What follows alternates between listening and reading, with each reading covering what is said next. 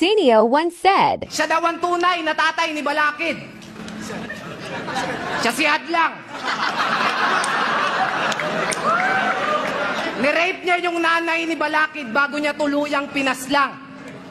So ang tanong ko na lang, si Balakid paano naisilang? Mangmang, hindi ikaw si Hadlang.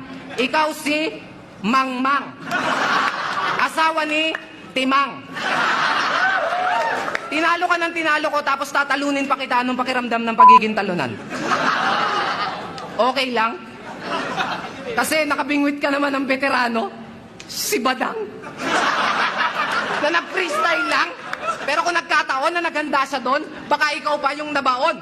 Pero di ba nabaon ka kay Balakid, kay Wanti at Maestro? Kasi lumalabas ang yung pagkabobo pag may utak yung kaharap mo. Pero nakachamba to. Nanalo to. Kay Rudik, kay Daddy Jody at saka kay Acero.